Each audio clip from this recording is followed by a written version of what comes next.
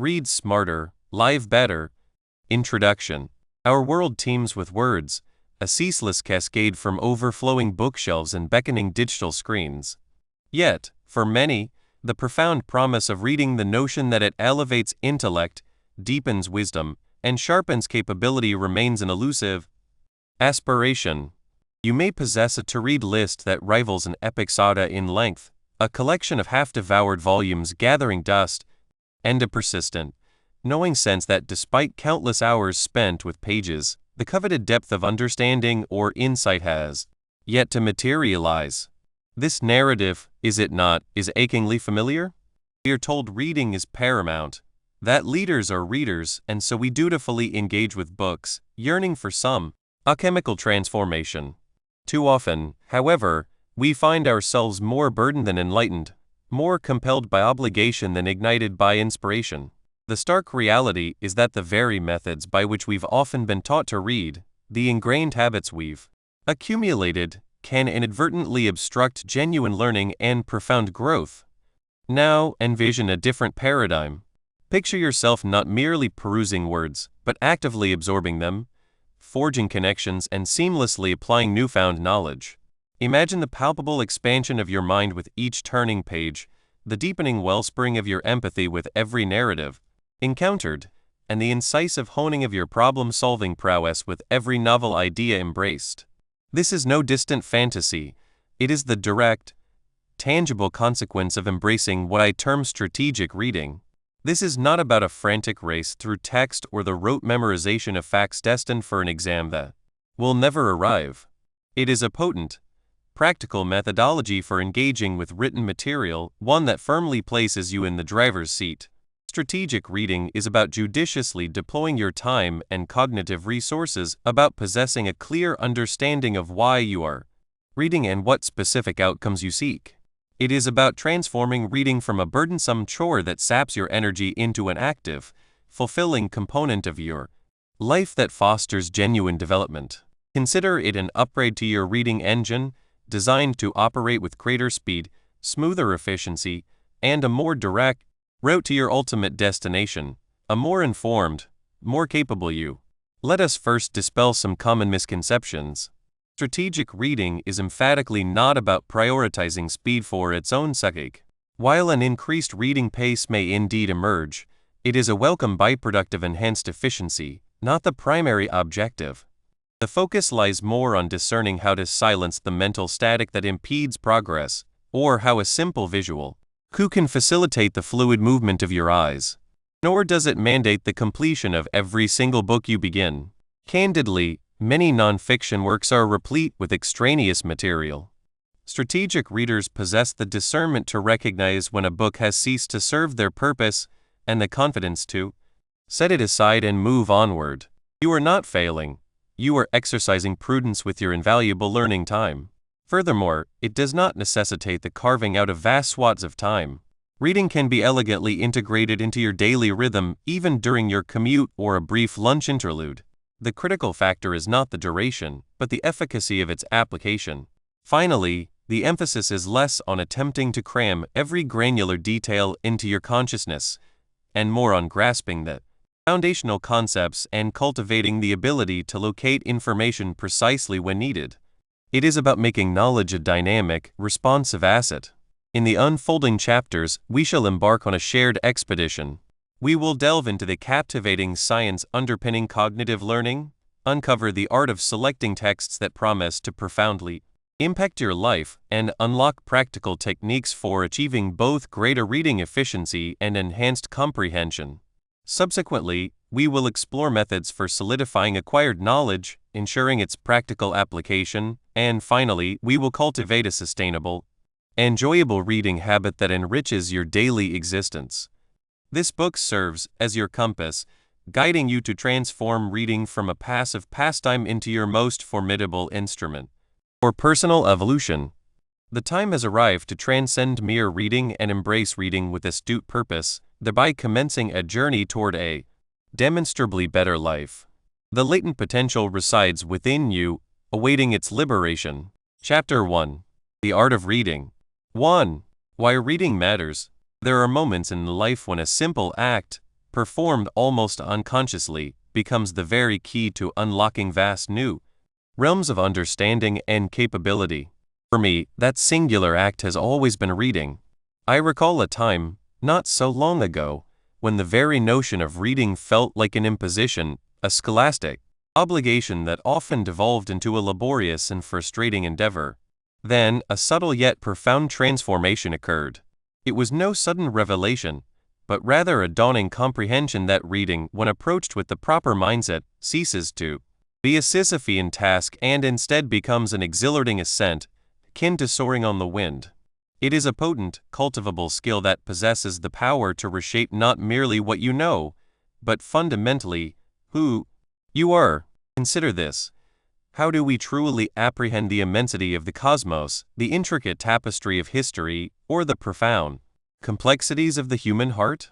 For the vast majority, our access point is through the written word, whether etched on paper or glowing on a screen. Reading represents our most direct conduit to the collective wisdom, the most audacious dreams, and the deepest struggles that have defined humanity throughout the ages.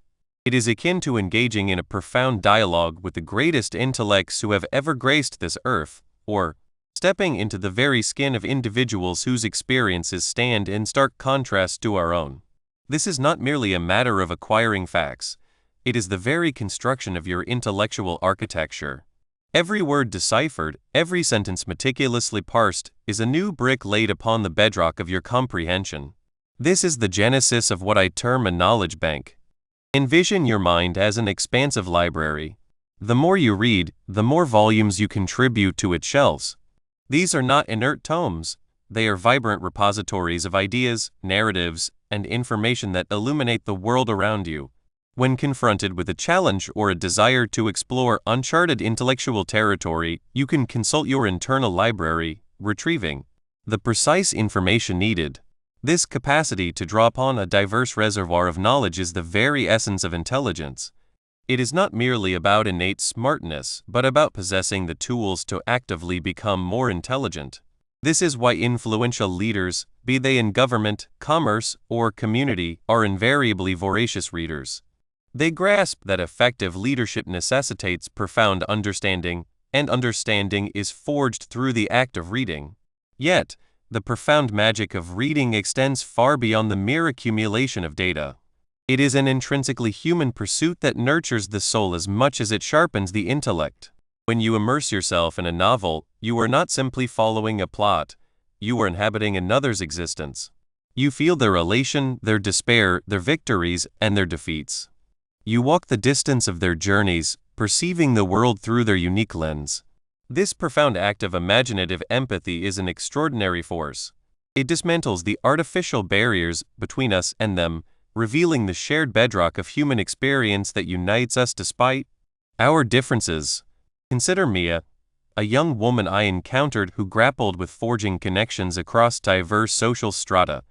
Raised in a remarkably insular environment, she found it arduous to comprehend the motivations and perspectives of those outside her immediate circle. She began to devour novels set in disparate global locales, stories depicting individuals confronting adversities she had never fathomed. Gradually, a remarkable metamorphosis unfolded. She started to perceive the world not solely through her own vantage point, but through a multitude of others. A genuine connection began to blossom with characters whose lives diverged dramatically from her own, a transformation that seamlessly translated into her lived reality. She cultivated greater patience, a deeper well of understanding, and an openness to nascent friendships. She came to realize that empathy is not merely a passive sentiment, it is a potent skill that can be honed and amplified, with reading serving as one of its most efficacious cultivators. This ability to comprehend and share the emotional states of others is what we define as emotional intelligence, an indispensable faculty for forging robust relationships and navigating the labyrinthine complexities of life. Reading also serves as a formidable instrument for self-discovery. Have you ever encountered prose that felt as though the author were speaking directly to your innermost thoughts, articulating sentiments you yourself harbored but could not adequately express? This is the revelatory mirror of reading. Books can hold up a reflection of our internal landscapes, illuminating our own psyches. They possess the power to challenge deeply entrenched beliefs, compelling us to pause and pose the critical question, is this truly my conviction? What do I genuinely believe? This introspective journey is the very engine of personal evolution. It is how we transcend mere existence and actively sculpt our destinies. Reflect upon those junctures where you have faced formidable decisions or personal trials. Frequently, the illumination or inspiration we seek resides within the pages of a book, whether it be the biography of an individual who surmounted profound adversity, a self-help manual offering practical strategies, or a philosophical treatise delving into the essence of happiness. Books can furnish us with the sagacity and encouragement to navigate our individual paths. They offer alternative perspectives, reassure us that our struggles are not unique, and may even provide concrete pathways for advancement. This is not about passive absorption of counsel. It is about actively engaging with ideas that possess the potential to catalyze profound internal change. In the current epoch, the pace of change is unprecedented. New technologies emerge with dizzying speed, industries undergo radical transformations, and the information requisite for navigating our lives is in a perpetual state of flux. Within this dynamic milieu, the capacity for continuous learning and adaptation is not merely an advantage, it is an absolute imperative. And what stands as the most accessible, most potent instrument for lifelong learning? You have undoubtedly surmised, reading. Reading empowers us to perpetually refresh our knowledge and refine our proficiencies. If your domain is programming, you read about emergent coding languages. If your passion is horticulture, you delve into new plant cultivars and cultivation methods. If your disposition is simply one of profound curiosity about the world, you read about scientific discoveries, historical narratives, or contemporary events. This pursuit is not confined to academic settings. It is incumbent upon anyone who aspires to remain relevant, engaged, and competent in the 21st century. It keeps our minds incisive, our perspectives vibrant, and our capacity to confront novel challenges robust. It is the ultimate tool for maintaining agility in a world that ceaselessly evolves. And let us not overlook the sheer, unadulterated joy of the endeavor. Beyond its manifold practical advantages, reading is, quite simply, one of life's most profound pleasures. It offers an escape, an adventure, a portal to countless universes and experiences that might otherwise remain perpetually out of reach. A masterfully crafted narrative can enthrall us for hours, allowing us to shed our worries and become wholly absorbed in an alternate reality. The discovery of a brilliant insight, a felicitous turn of phrase, or a profound revelation can bestow a unique form of satisfaction, a quiet exhilaration that nourishes the very essence of our being. It is, undeniably, a form of entertainment, but it is also a potent modality of deep intellectual stimulation and enrichment. It is a means by which to experience the boundless expanse of human imagination and creativity. Now, you may be contemplating, this all sounds commendable, but how does one actually achieve it? My schedule is demanding, my attention falters, and at times, reading feels like an arduous ascent. This is precisely where the concept of strategic reading emerges. It is predicated on the understanding that reading transcends the mere act of opening a book. It involves approaching it with deliberate intention and a defined purpose. It is about cultivating a reading methodology that maximizes comprehension, minimizes wasted time, and, most crucially, renders the experience both enjoyable and profoundly rewarding. In an era characterized by a relentless barrage of information from social media, video content, and incessant notifications, the focused, intentional act of reading offers something truly singular. While other media may be captivating, they often deliver information in fragmented, easily digestible morsels, sometimes at the expense of depth or critical engagement. Reading, conversely, demands our sustained attention. It invites us to decelerate, to contemplate, to forge connections between disparate ideas, and to independently arrive at our own conclusions. This profound level of engagement is the crucible in which true understanding and critical thinking are forged. It serves as a potent antidote to the superficiality that can insidiously permeate our digital existence.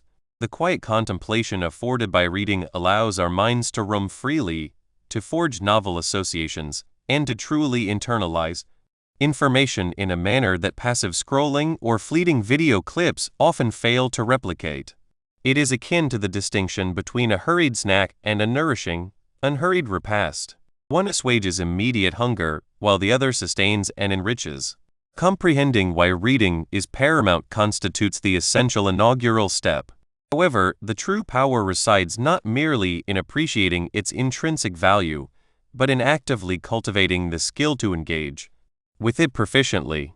The subsequent chapter will delve into the foundational principles of strategic reading, a deliberate methodology meticulously designed to unlock the full potential of every page you encounter, transforming your reading from a passive act of consumption into a dynamic engine of personal growth. 2. Improve your reading skills. For too long, we have languished under the misconception that reading ability is an innate gift bestowed upon a select few. We have been told that some are simply born readers, possessing an inherent talent for absorbing words. This is akin to asserting that athletic prowess is a matter of birthright. While a natural inclination may exist, the true architects of athletic greatness are practice, refined technique, and intelligent strategy. The same holds unequivocally true for reading. You possess the latent power to dramatically elevate your reading prowess, a feat far more attainable than you might currently imagine. Recall the nascent stages of your literacy journey. It was, no doubt, a deliberate, arduous progression. Each word was painstakingly enunciated, your finger perhaps tracing its form.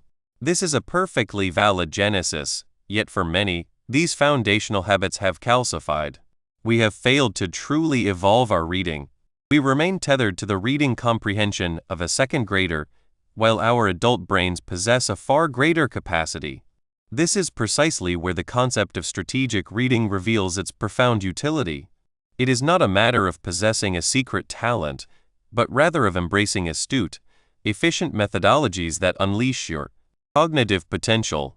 A primary impediment to our reading velocity is a phenomenon known as subvocalization. This is the internal monologue that articulates each word as it appears on the page. Imagine an unseen narrator reciting your text aloud, thereby capping your reading speed at your speaking speed. If your spoken rate is 200 words per minute, it is unlikely your reading comprehension surpasses this threshold, even if your eyes traverse the lines with greater alacrity. This habit, cultivated to aid in decoding during our formative years, becomes a significant bottleneck for adult readers. It is akin to attempting to pilot a high-performance vehicle with the parking brake engaged, a severe constraint on its potential. The encouraging news? You can indeed learn to modulate this inner voice. It demands conscious effort and practice, but by actively thinking the words rather than hearing them, you can substantially augment your reading pace. Initially, it may feel disorienting, much like learning to walk without the natural counterbalance of arm movement. You might experience a fleeting sense of imbalance. Yet, with sustained application, your reading speed will accelerate, and the words will flow directly into your comprehension, bypassing the auditory filter. Beyond subvocalization, our visual perception of text is not a continuous, fluid sweep. Instead, it comprises a series of rapid darts, termed saccades, punctuated by brief moments of stillness, known as fixations. The majority of individuals exhibit erratic eye movements, frequently revisiting words or phrases already processed. This represents a substantial expenditure of time and cognitive energy. However, you can cultivate more efficient ocular guidance. Herein lies the efficacy of a simple yet remarkably potent technique, employing a finger or a writing instrument as a visual cue. As you read, guide your finger or pen smoothly across the line of text, deliberately exceeding what feels like your optimal reading speed. Your eyes will instinctively follow this physical guide. This practice yields several benefits. Foremost, it provides a tangible anchor, encouraging a more linear progression of your gaze. Secondly, it serves to curtail the tendency of your eyes to regress, unnecessarily rereading words. This reduction in regression can be astonishingly impactful. You may be astounded by the amount of time you unknowingly dedicate to rereading. By utilizing a pointer, you are effectively establishing a clear pathway for your eyes. It is the difference between drawing a straight line and allowing your hand to meander aimlessly. This singular technique alone can often enhance reading speed by 25% or more, and its implementation is immediate. However, the enhancement of reading proficiency transcends mere velocity. It encompasses the quality of your engagement. The most adept readers do not passively absorb textual content. They approach reading with deliberate intention and a defined purpose. Before you even engage with a book or an article, pose the question, why am I reading this? Are you seeking a specific piece of information? Is your objective to grasp a particular concept? Do you aspire to be inspired? A clear objective primes your cognitive faculties to actively seek relevant data. It mirrors the distinction between grocery shopping with a meticulously prepared list and aimlessly perusing the aisles. With a list, your procurement is efficient. Without one, you may find yourself with a cart laden with items you neither wanted nor needed. This principle of purposeful reading also engenders a crucial paradigm shift: the permission to quit. While this may seem unconventional, it is one of the most liberating tenets of strategic reading.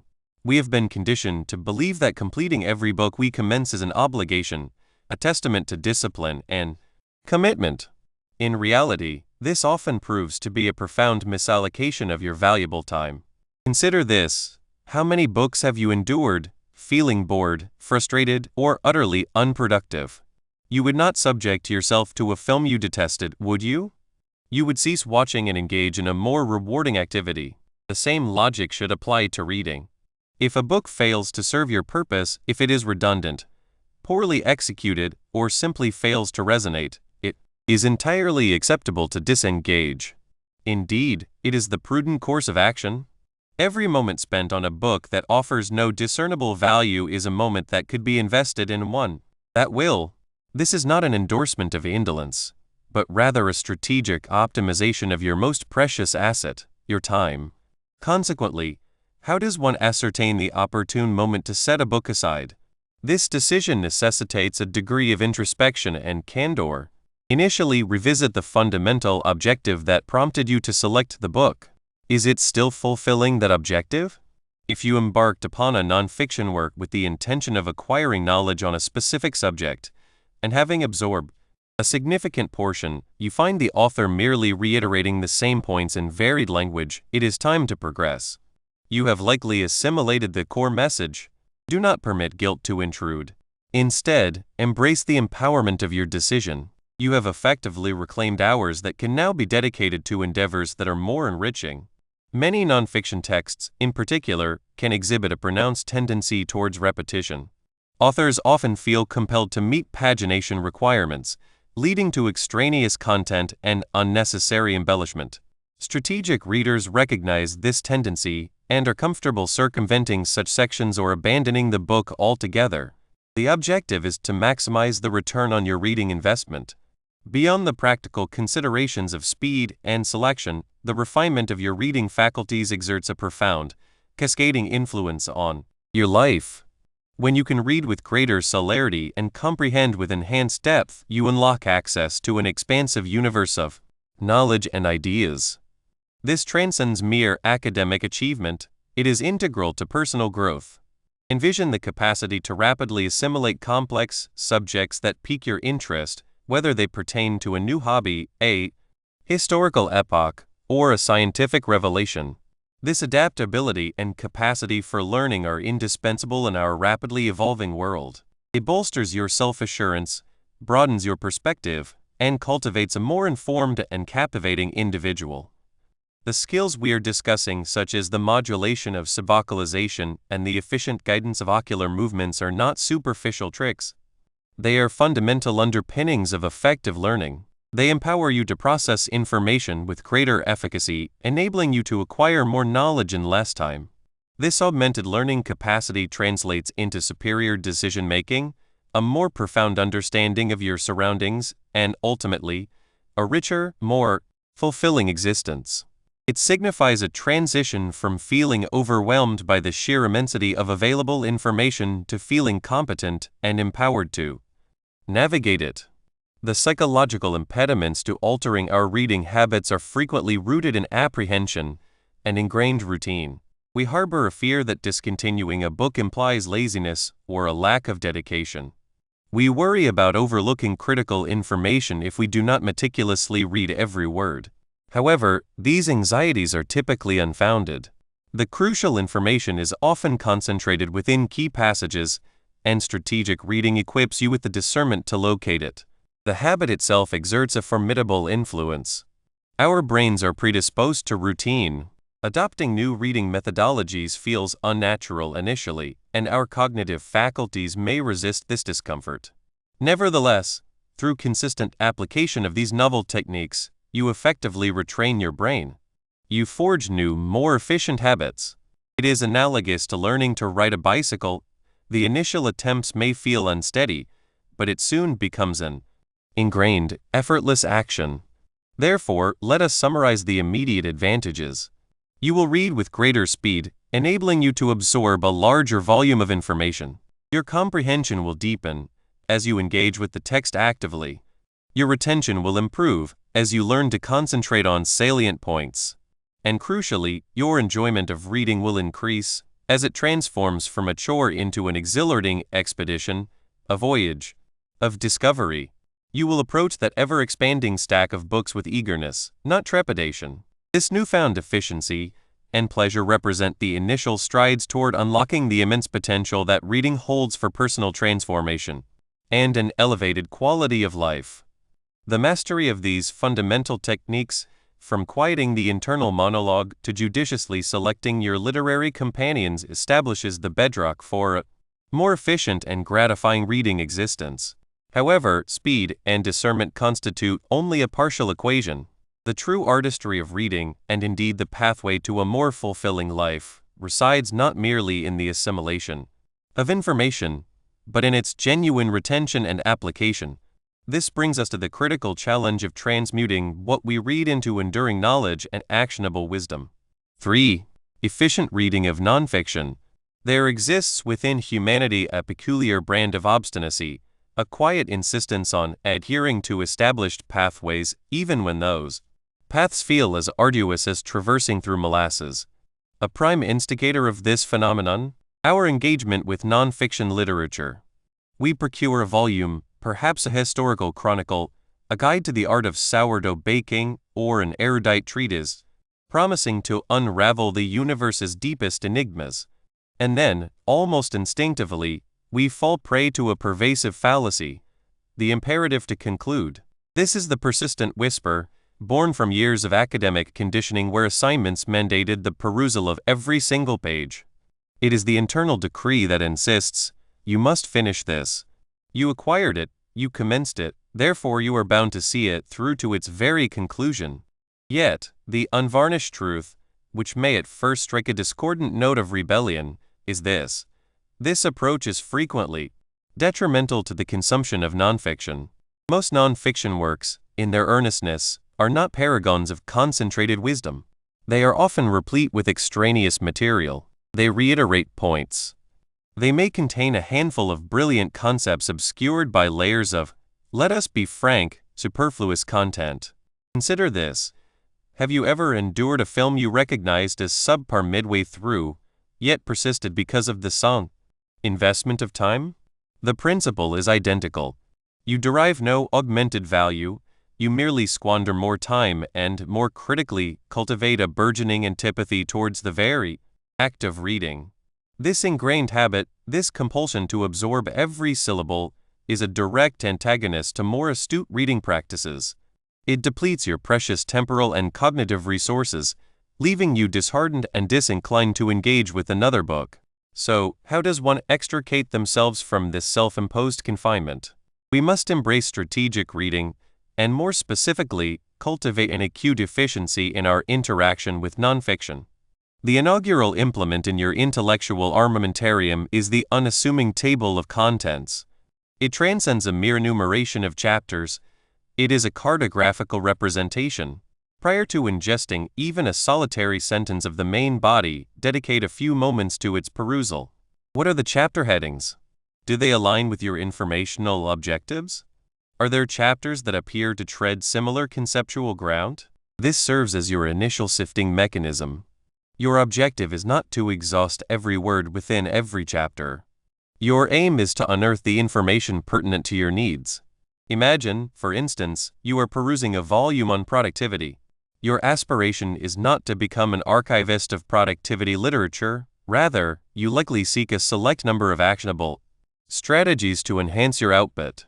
You survey the table of contents. You encounter titles such as The Genesis of Time Management, Renowned Productivity Luminaries, and then, perhaps, 7 Uncomplicated Steps to Master Your To-Do List and Strategies for Perpetual Procrastination Eradication. Which of these are most likely to furnish you with what you require at this juncture? Arguably the latter two. The former might hold academic interest, but if your objective is tangible improvement, they represent a lower priority. This is precisely where strategic skimming finds its utility. Skimming is not a perfunctory turning of pages, it is an active, purposeful reconnaissance. Once you have identified promising chapters, engage with them with a defined objective. Read the introductory section of that chapter. What is the author's central thesis? Subsequently, read the concluding remarks. What is the ultimate takeaway? If these two segments pique your curiosity and appear germane, then you may proceed to skim the body of that chapter. Focus your attention on headings, subheadings, and the initial sentence of each paragraph. These often encapsulate the core idea. If a paragraph appears to expound upon a concept you already grasp, or if it presents an anecdotal illustration that offers negligible novel information, you may gracefully bypass it. This is not an exercise in omission, it is the discernment of extant knowledge and the expeditious transition to the next valuable element. To render this more tangible, let us consider a guiding principle I term the 10% rule. This is not an immutable decree, but rather a beneficial mental benchmark. Before you definitively consign a non-fiction work to obscurity, afford it a fair appraisal. Ascertain approximately 10% of its content. For a volume of 300 pages, this approximates 30 pages. Alternatively, if the work is segmented into distinct chapters, endeavor to read the initial 2 or 3 chapters, or perhaps 10% of the total chapter count. This affords the author the opportunity to captivate you, to articulate their foundational arguments, and to impart their distinctive perspective. If, upon reaching this 10% threshold, you remain unengaged, perplexed, or utterly uninspired, it is permissible to set it aside.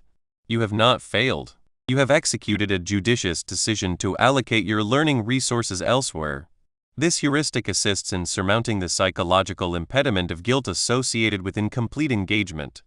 It acknowledges that not every book is a perfect congruence for every reader at every moment. Another potent facet of strategic nonfiction engagement involves the recognition and exploitation of redundancy. Numerous authors, particularly within the domains of self-help, business, or popular science, will repeatedly cite the same studies, the same celebrated anecdotes, or the same foundational principles across multiple chapters and, at times, across entire bodies of work. Reflect on the frequency with which the marshmallow test, the concept of a growth mindset, or the archetypal habit loop are elucidated through varied means. Once you have encountered a concept on a couple of occasions and you apprehend its fundamental tenet, there is no imperative to absorb every rephrased illustration. You can acknowledge its presence, offer a mental assent, and proceed. This is particularly advantageous if you are engaging with the work of an author whose oeuvre you admire and whose prior publications you have perused. You will begin to discern their recurring thematic elements and illustrative examples, which signifies their reinforcement of their central message. This recognition serves as a cognitive shortcut to comprehension and liberates you to concentrate on the novel concepts or the unique insights that this particular volume may proffer. The bedrock of this entire paradigm is a fundamental recalibration of perspective, prioritizing substantive value over absolute completeness. Your time is your most precious commodity. The objective of engaging with nonfiction is not to amass a collection of completed volumes, but to acquire knowledge, proficiencies, and viewpoints that will enrich your existence. If a book bestows upon you 3 exceptionally valuable insights within its initial 50 pages, and the subsequent 250 pages consist merely of reiterations or less pertinent information, you have nevertheless derived immense benefit. If you are meticulously consuming every word of every book, you are likely misapplying your efforts. You are probably sacrificing profundity of understanding on a few genuinely pivotal concepts for the sake of superficial coverage of less significant ones. Conceive of yourself as a client seeking specific deliverables from a service provider. You would not remunerate a service that only partially fulfills your requirements and then consumes your time with extraneous additions. You would demand efficiency and efficacy. Apply that same standard to your reading habits. But how, one might inquire, can a reader realistically discern the core chapters or the most valuable sections of a nonfiction work without possessing pre-existing expertise in the subject matter? This is an astute query, and it delves into the very essence of strategic reading. It is not predicated on prior knowledge, but on the deployment of intelligent methodologies to unearth what is valuable. Commence with the introduction and conclusion of the book itself. These are the sections where authors typically articulate their central thesis, their supporting arguments, and their desired reader outcomes. If these components fail to resonate or appear irrelevant to your objectives, that is a significant indicator. Subsequently, as previously discussed, consult the table of contents.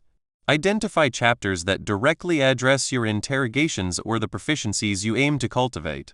If a chapter title is nebulous, such as Deep or Contemplations, it may be judicious to bypass it in favor of 5 Strategies for Enhancing Your Sleep Tonight. Upon entering a chapter, seek out keywords and phrases that align with your purpose. If you are seeking practical guidance on public speaking, and you encounter headings such as formulating your overview, managing stage, apprehension, or engaging your audience, these are invaluable. If you observe a section titled The Historical Trajectory of Oratory, you might skim it for pivotal historical figures or turning points, but you likely have no need to absorb every nuance of ancient Greek rhetoric unless that constitutes your specific area of interest. Furthermore, pay heed to the author's structural cues. Are they employing bullet points, numbered lists, bolded typography? These are frequently indicators of crucial takeaways.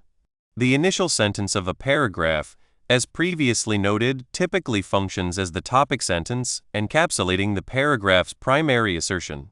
Read these initial sentences for each paragraph within a chapter. If the points they convey are lucid, pertinent, and novel to you, delve more deeply into that paragraph. If the point is self-evident or deviates from your objective, you may proceed. It is akin to possessing a sophisticated scanner that highlights the most critical information for your benefit. Now, let us address those psychological impediments that foster a sense of obligation to complete every volume. This is a deeply ingrained behavior pattern, frequently acquired during our formative years. Educational environments often equate the completion of a book with diligence and accomplishment.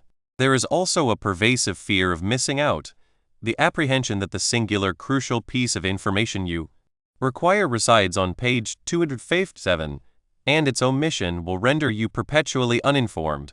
This can be exacerbated by the manner in which books are marketed. Titles frequently promise transformative revelations. We internalize this pressure, subscribing to the belief that to be an adept reader or an intelligent individual, one must assimilate everything presented. To surmount this, we must actively challenge these ingrained habits. Initially, acknowledge their presence.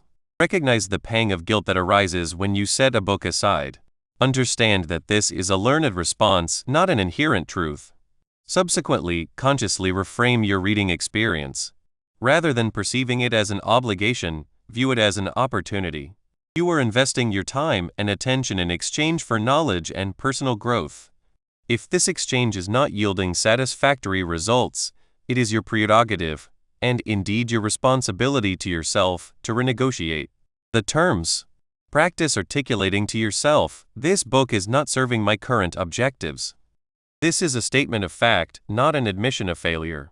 Celebrate the books that you do complete and find genuinely valuable, but also acknowledge and celebrate the strategic decisions that lead you to not finish others.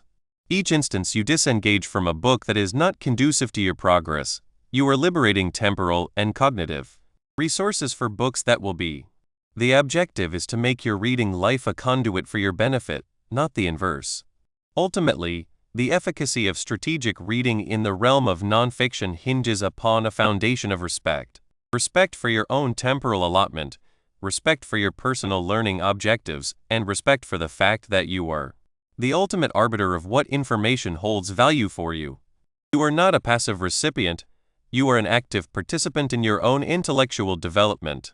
By shedding the finish it fallacy and embracing methodologies such as strategic skimming, judicious chapter selection, and the recognition of recurring themes, you transmute reading from a potential chore into a highly effective instrument for personal advancement. Once you have efficiently navigated the expansive terrain of nonfiction, extracting its most potent insights, the subsequent critical phase is ensuring that this acquired knowledge does not simply dissipate. The true potency of strategic reading resides not solely in its consumption, but in its assimilation and subsequent application. Consequently, our focus now shifts to ensuring that what you read genuinely integrates, transforming from mere characters on a page into enduring comprehension and actionable sagacity. Chapter 2. Mastering Knowledge. 1. Overcoming reading barriers. We all encounter them, don't we? Those subtle hesitations that surface when we settle down with a book. Perhaps it's a persistent inner critic, a fleeting glance at an ever-growing list of tasks, or simply the sheer, imposing volume of words arrayed before us. These are not mere trifles, they are genuine impediments, hindering our access to the profound power that reading bestows upon our development and contentment. Yet, here lies the exhilarating truth. These obstacles are not immutable fortresses. They are more akin to gentle undulations in the road, and with a considered approach, we can learn to traverse them or even smooth them out entirely. Let us commence with the most ubiquitous refrain: I simply lack the time. This is the quintessential rationalization, murmured by harried parents, beleaguered professionals, and anyone who feels perpetually depleted. We survey our calendars, brimming with professional obligations, familial duties, household chores, and social engagements, and reading appears a luxury beyond our reach. It is akin to attempting to fit an entire watermelon into a diminutive lunchbox. An impossibility, is it not? However, what if I were to suggest that this perception of no time is frequently merely a cognitive habit, rather than an unyielding reality? Reflect upon it. How much time do we dedicate to aimless scrolling on our devices?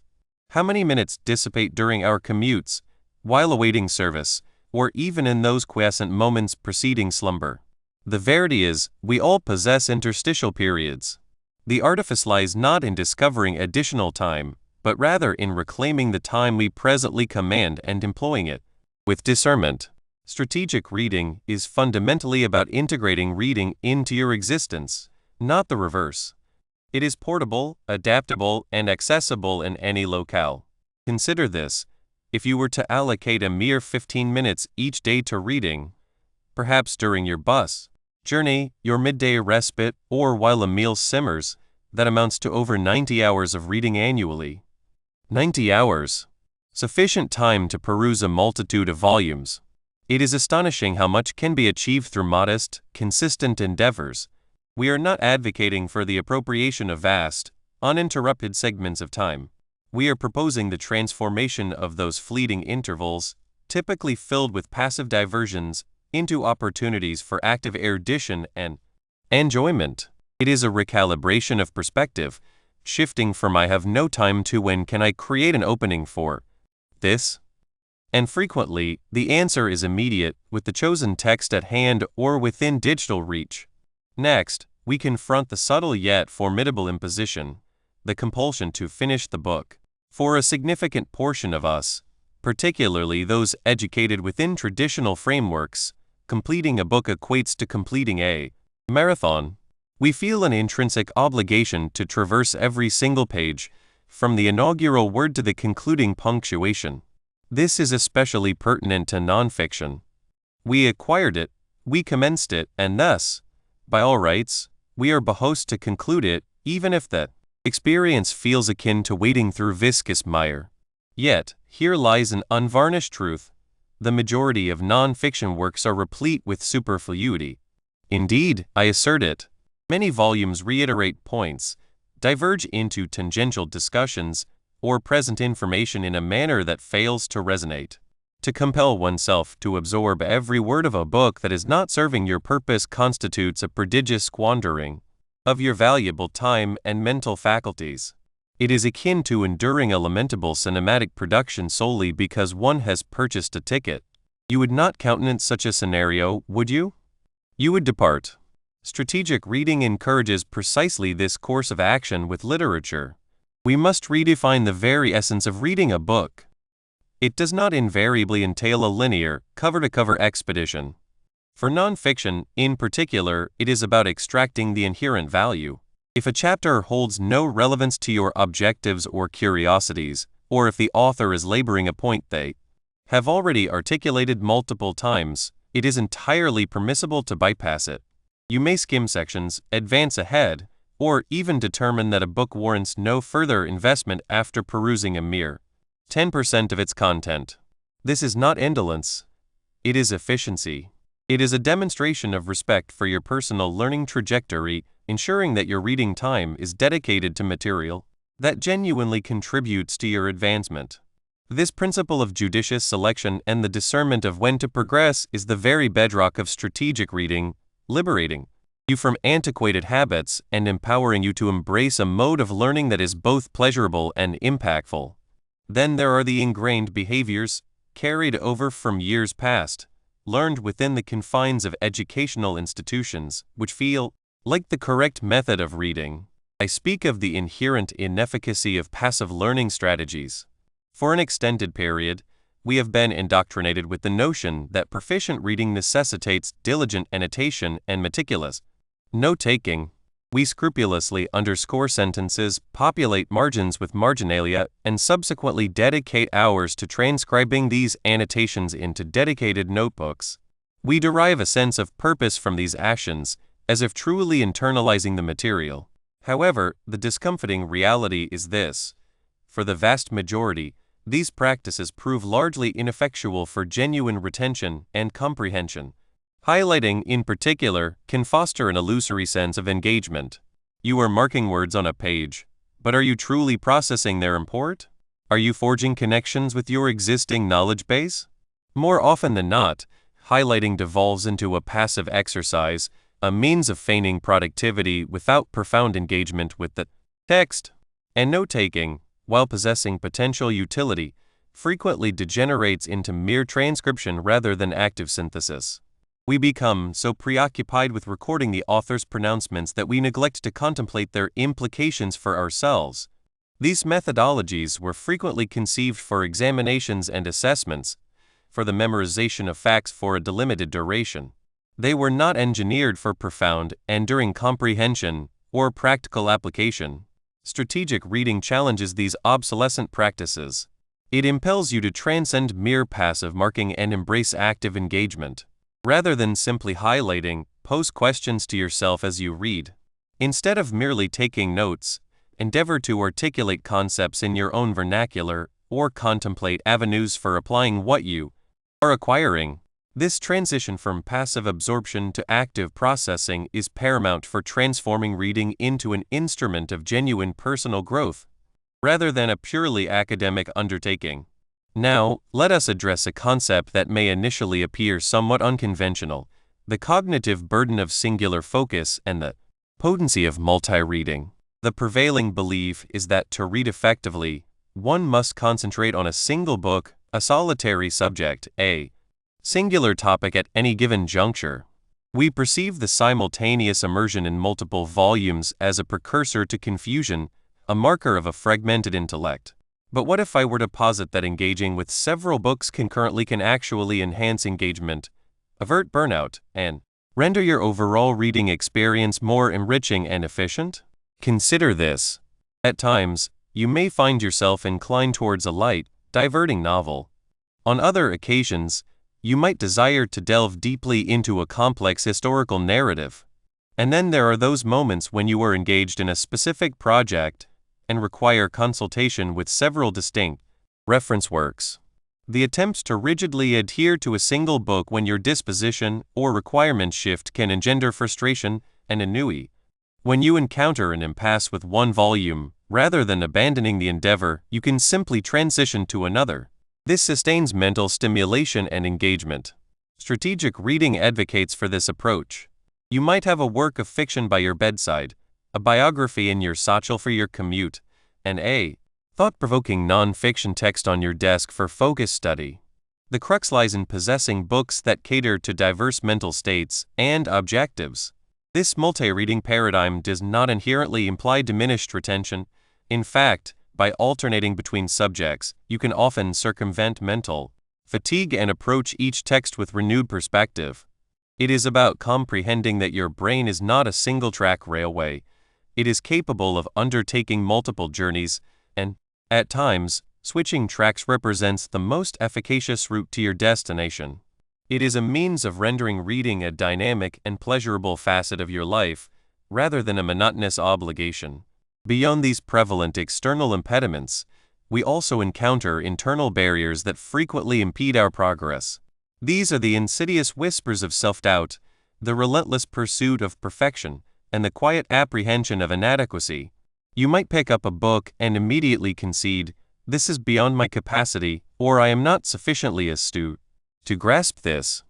Perfectionism can exert a paralyzing influence, instilling a fear of even commencing due to the apprehension of failing to execute it correctly. These internal dialogues wield considerable power and can halt us before we have even turned the inaugural page. The key to surmounting these internal obstacles lies in the recalibration of our outlook. Rather than perceiving reading as a test of our intellect, regard it as an avenue for growth. Every book you engage with, irrespective of its difficulty, imparts a lesson. It expands your lexicon, introduces novel concepts, and fortifies your cognitive faculties. Embrace the notion that it is acceptable not to grasp everything instantaneously. The objective of strategic reading is not to attain flawless readership from the outset, but to evolve into a superior reader over time. It is about cultivating resilience and mastering the navigation of challenging texts. When you encounter an abstruse passage, rather than yielding, attempt to reread it, to consult unfamiliar terminology, or even to momentarily disengage and revisit it later. This process of active problem-solving is where genuine learning transpires. The why underpinning these barriers is profoundly embedded in our conditioning. We have been educated to perceive reading as a chore, an obligation, or a performance metric. Educational systems, for generations, have frequently prioritized compliance and rote memorization over authentic comprehension and application. This has fostered a societal narrative wherein reading can feel like labor, something to be endured rather than savored. Overcoming these barriers, therefore, entails more than the adoption of novel techniques. It necessitates the conscious dismantling of these ingrained beliefs.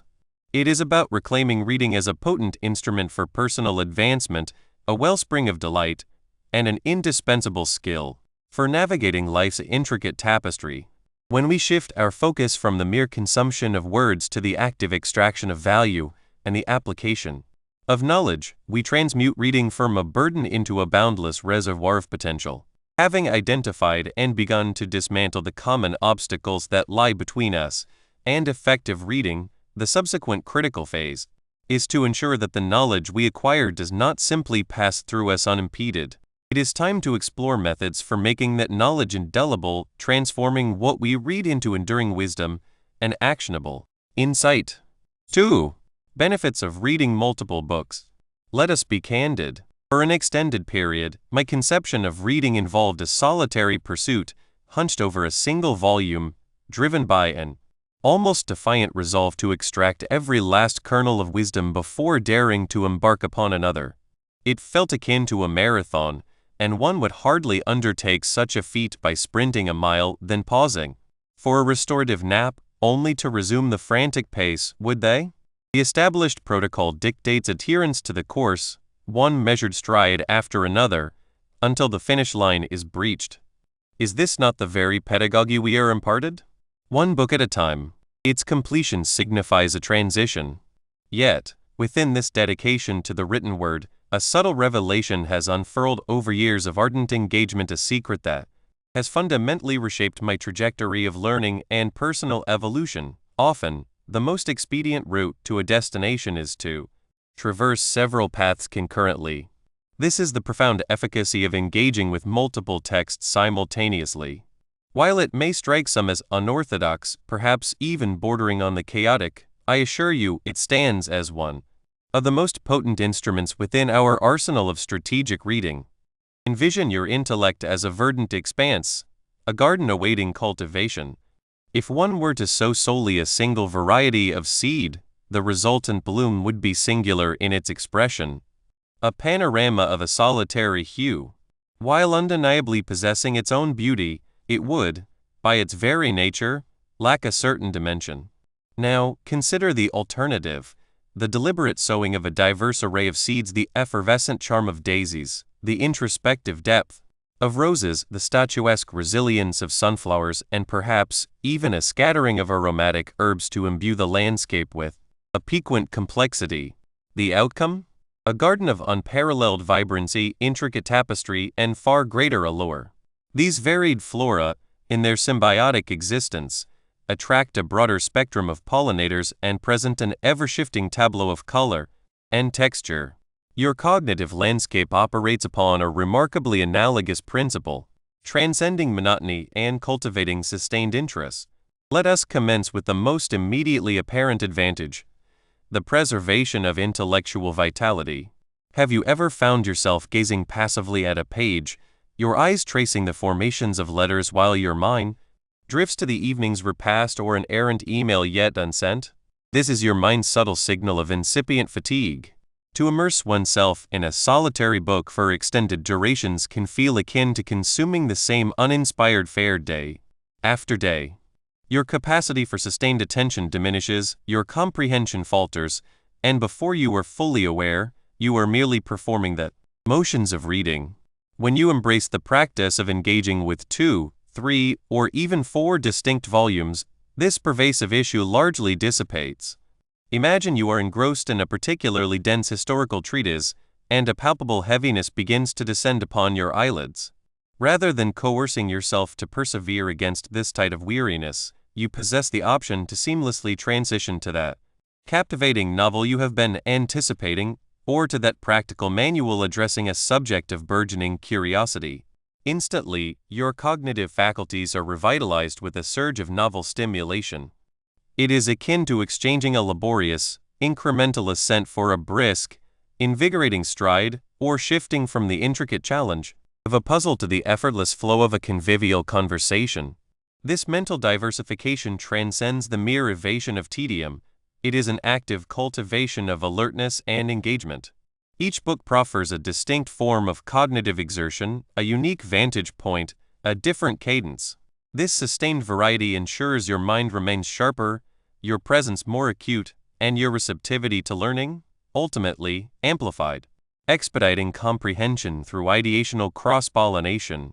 This is where the experience transcends mere engagement and enters the realm of genuine transformation, the very essence of why immersing oneself in multiple literary currents proves so profoundly impactful. When one is wholly absorbed in a singular domain of inquiry, the depth of understanding, while potentially substantial, can also become remarkably constricted. Your perspective is confined to a singular lens. However, by navigating across disparate texts, particularly those originating from divergent intellectual disciplines, you cultivate a fertile nexus where ideas can converge and intermingle. This phenomenon is the very essence of cross-pollination in the realm of knowledge. Consider this. You might be engrossed in a text exploring the fundamental forces governing the cosmos, delving into the principles of physics, Subsequently, you turn to a biography chronicling the life of a visionary artist, only to discover their ingenious application of principles of equilibrium and tension within their creative endeavors. Suddenly, the abstract tenets of physics may begin to acquire a tangible, relatable quality, as echoes of those universal forces become discernible within the structural integrity of a painted composition. Or perhaps you are absorbing a business treatise on the dynamics of leadership and team cohesion, and you observe how strikingly similar principles of communication and motivation manifest within a historical narrative of a military campaign, or even within the intricate interplay of characters in a compelling fictional work. These serendipitous moments of illumination, these sudden flashes of profound insight, possess an extraordinary potency. They rarely emerge when one's intellectual engagement is confined to a singular stream of information. Instead, they are forged in the crucible of friction, of comparative analysis, and of the unexpected synergies that arise when disparate concepts collide. One text may pose a pertinent question, while another might offer a fragment of the solution, or even fundamentally reframe the initial inquiry. This iterative process accelerates the acquisition of knowledge, not merely through passive absorption, but through the active synthesis of information, the construction of intellectual bridges between diverse domains of expertise. It is akin to convening a council of brilliant minds within your own consciousness, engaged in perpetual discourse and debate, thereby guiding you toward a richer, more nuanced comprehension at a pace far exceeding that of individual consultation. Cultivating an expansive and cohesive knowledge framework, this interconnectedness forms the very bedrock of genuine intellectual mastery. When our reading is focused intensely on a singular subject, we erect a towering, deeply rooted edifice. This is inherently valuable and at times indispensable. However, the act of engaging with multiple texts, particularly across a spectrum of genres and academic disciplines, constructs a vast, interwoven urban landscape. You begin to perceive the intricate network of thoroughfares connecting disparate neighborhoods, the underlying infrastructure of one district seamlessly supporting the vitality of another. This necessitates an evolution beyond the confines of siloed thinking.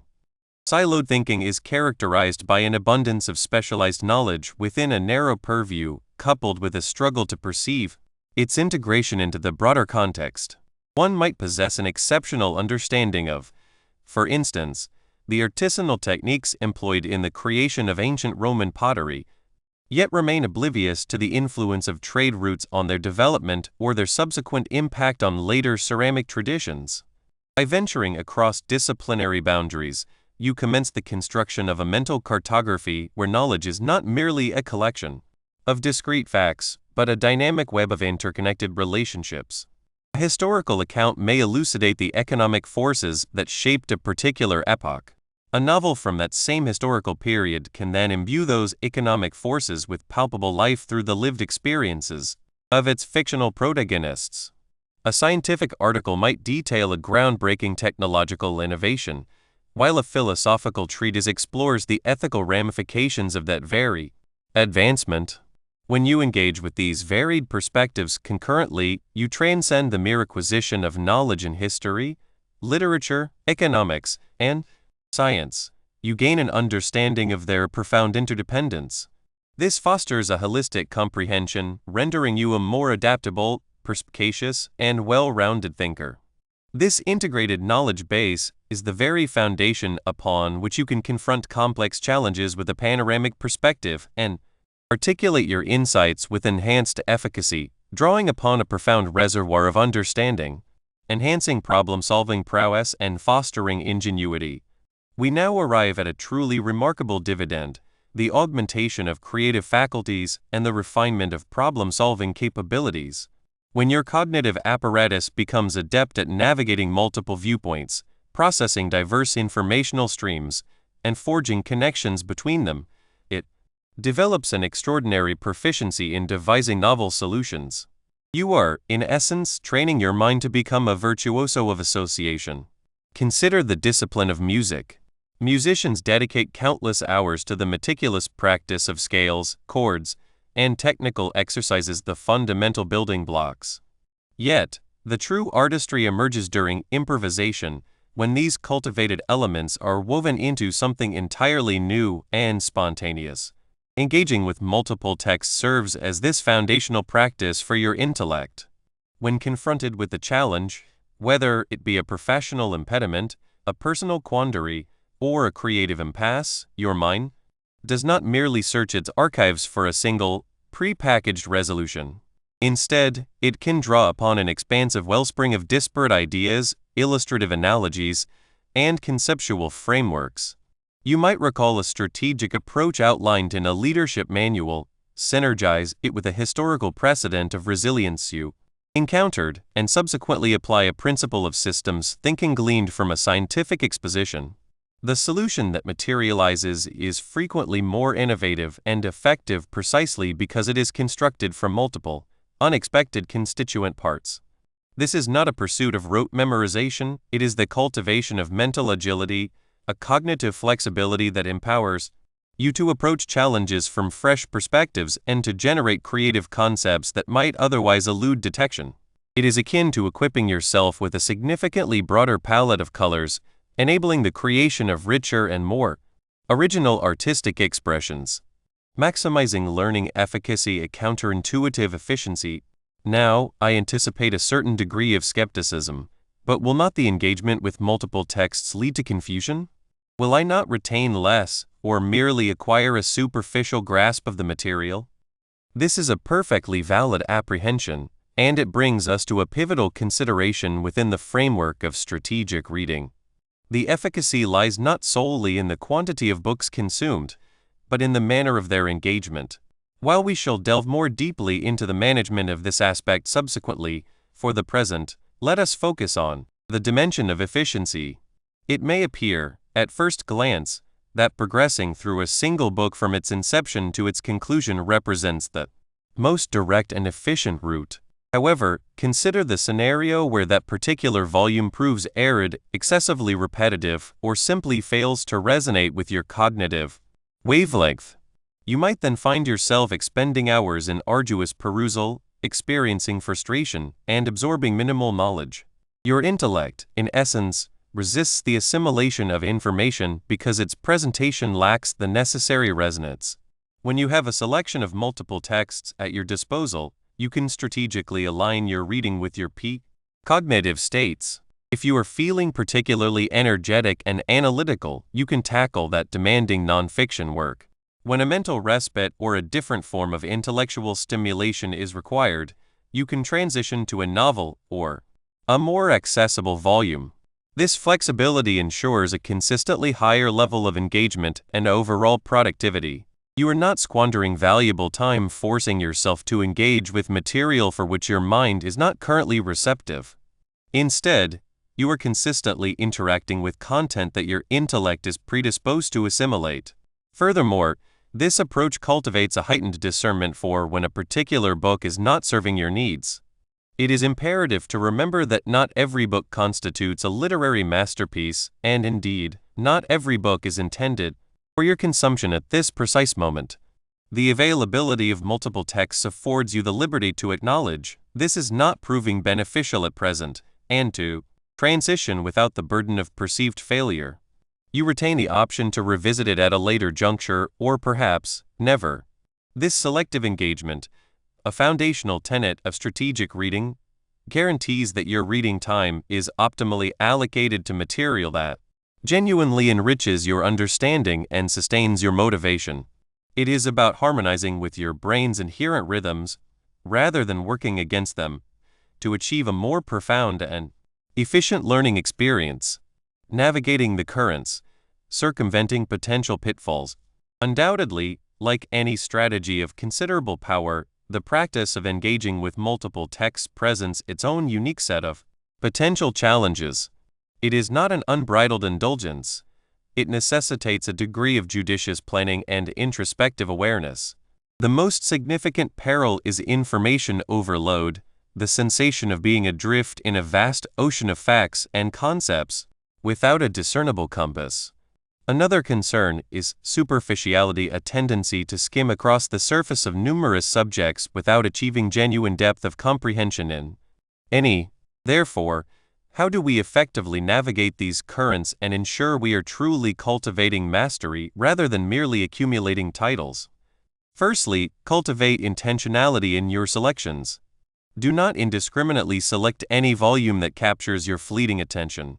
Instead, reflect upon your learning objectives, the questions that pique your curiosity, and how diverse texts might harmoniously complement one another. Perhaps you are engrossed in a work of historical fiction and desire a deeper understanding of the actual events that underpin its narrative. Acquiring a nonfiction history book pertaining to the same era would represent a natural and highly beneficial pairing. Alternatively, you might be acquiring a new skill, such as coding. In such a scenario, your collection could comprise a comprehensive textbook, a practical guide for rapid consultation, and an inspirational biography of a pioneering innovator in the field.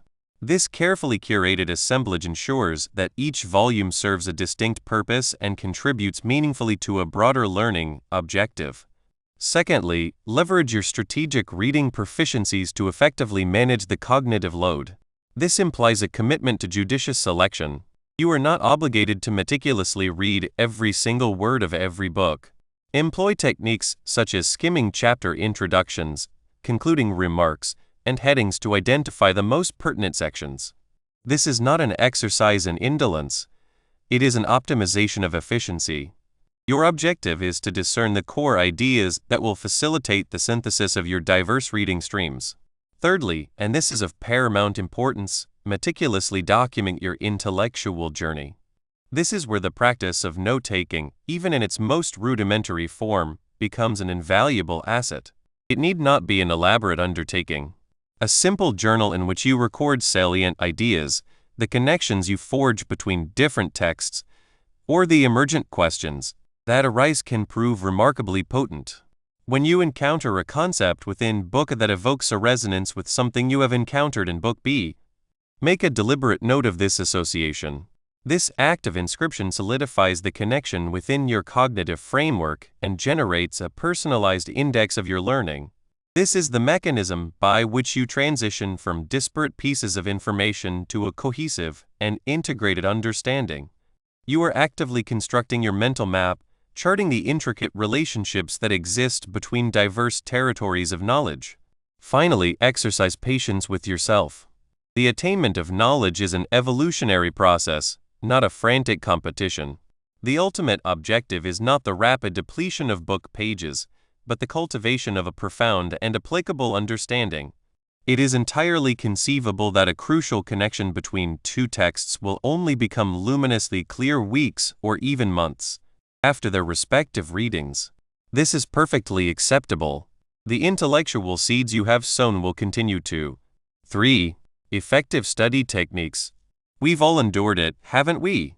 The solitary vigil at a desk, an island in a sea of texts, feeling the crushing weight of information. Our pages, once pristine, now bear the garish scars of excessive highlighting, the margins a chaotic tapestry of scribbled thoughts that threaten to engulf the very words they annotate. Hours are lost to the futile ritual of rereading, a desperate hope that comprehension will spontaneously ignite. We label this arduous process studying. Yet, a disquieting truth, one that may initially prickle the conscience, lies at its heart. Much of what we have been indoctrinated to believe about studying is, to put it plainly, a profound misdirection. It engenders a flurry of activity, a convincing illusion of learning, but ultimately falters in its capacity to foster genuine, lasting retention or deep understanding. Consider this. We are instructed to mark what is important. Armed with a highlighter, we embark on a zealous campaign, saturating every sentence that hints at significance. But what is the actual consequence of this act? It signals to the brain this is noteworthy. Yet, it offers no insight into why it is noteworthy, nor its intricate connections to other concepts. It is akin to adorning a vacant structure with vibrant hues, only to find it devoid of any furnishings. It possesses an outward appeal, but lacks the substance for habitation. The same futility befalls underlining. We trace a sentence, basking in a fleeting sense of accomplishment, only to confront a landscape of bolded lines, a labyrinth rather than a clear path to insight. And note-taking? Ah, the perennial practice of note-taking. We sit diligently transcribing sentences from texts or lectures, filling countless pages with an ocean of words. Again, the illusion of productivity prevails. We are engaging with the information. However, more often than not, we are merely replicating. We are not processing. We are not questioning. We are not weaving these new threads into the existing fabric of our knowledge. It is the role of a medieval scribe, meticulously copying ancient scrolls without necessarily grasping the profound wisdom they contain. When the moment arrives to deploy this information, to recall it for discourse, for a project, or even a simple decision, the transcribed text often feels like an alien tongue. It exists on the page, but it has not been wholly assimilated, has not become intrinsically ours. The fundamental flaw in these conventional approaches lies in their preoccupation with recognition rather than recall or application. They are designed to facilitate the identification of information when it is presented anew, much like the predictable landscape of a multiple-choice examination. Yet, the tapestry of life rarely unfolds in such a structured format. Life confronts us with challenges, opportunities, and predicaments that demand the active retrieval of knowledge from the depths of our minds and its subsequent application. When you passively highlight a volume on healthful eating, you may be able to pinpoint passages on balanced meals. But does this automatically translate into a transformation of your dietary habits? You might even forget you ever encountered the material. The book, adorned with its vibrant annotations, remains merely an object, not a catalyst for behavioral change. This is precisely where the concept of strategic reading reveals its profound efficacy. It transcends the mere act of deciphering words. It is about compelling those words to serve your purposes. If these commonplace methodologies are akin to applying a superficial veneer to an unadorned dwelling, what, then, constitutes the robust foundation for cultivating profound understanding? It resides in the active engagement with information, in the deliberate exertion required to compel the intellect to grapple with it. Reflect on the process of learning to ride a bicycle. No mere manual can impart this skill.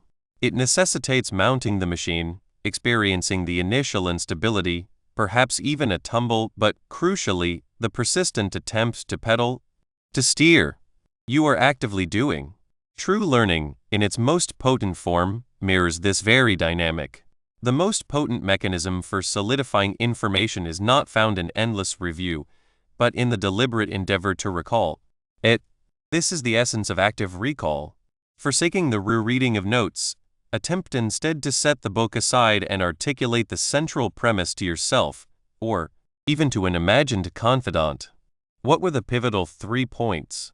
What was the author's central argument?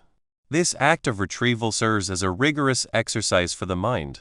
The more you compel yourself to extract information from the reservoir of your memory, the more robust those neural pathways become. It is analogous to the development of a muscle. Each successful act of recall strengthens this cognitive musculature. And here lies a complementary revelation. Engaging in this retrieval process repeatedly, interspersed with judicious intervals, proves remarkably potent. This is the foundational principle of spaced repetition. Rather than attempting to absorb everything in a single, concentrated burst, you revisit the information at progressively extended intervals. You might endeavor to recall a concept an hour hence, then a day later, followed by a span of several days, and so forth. Each successful act of recollection signifies its consolidation.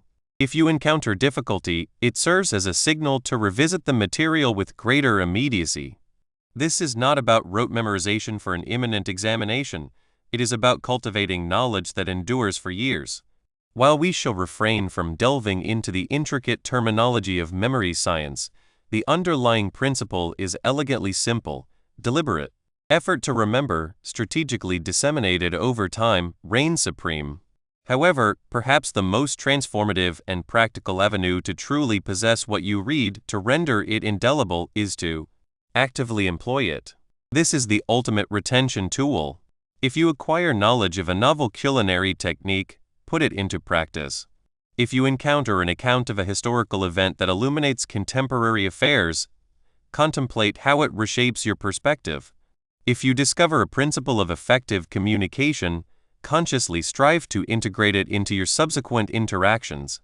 When information is seamlessly woven into your actions, your thoughts, or your worldview, it ceases to be mere abstract data. It becomes an integral part of your very being. Let us return to the nutrition text. Imagine you have absorbed its lessons on balanced meals, beneficial fats, and the critical importance of hydration. If you merely highlight these passages and relegate the book to a shelf, what is the likely outcome? Most probably, nothing will change. You may harbor a vague awareness of enhanced nutritional knowledge, but your eating habits will remain unaltered. You will not have truly internalized the lessons in a manner that yields tangible results. But what if, after perusing that book, you resolve to meticulously plan your meals for the ensuing week, guided by the principles you have absorbed? What if you deliberately substitute processed snacks with fresh fruit, or commit to consuming an additional glass of water each day? What if you initiate conversations with your family about healthful eating, sharing the insights you have garnered? Suddenly that information transcends the realm of ink on paper. It begins to permeate your daily existence. You are not merely recognizing the concepts, you are actively applying them. And through this application, you are continuously retrieving them from memory. You are reinforcing them. You are ensuring their permanence. This act of using information need not always manifest in a tangible action. It can reside in a subtle shift of perspective. If you read the biography of an individual who surmounted extraordinary adversity, and that narrative inspires you to confront a daunting task you have been postponing, you are indeed utilizing that knowledge. You are harnessing its emotional and psychological resonance. If you encounter a philosophical concept that prompts a reevaluation of your own values, that too is an act of employing information. It is actively shaping your understanding of the world. The crucial element is the transition of information from passive input to active influence. How can you ascertain if you are truly integrating knowledge?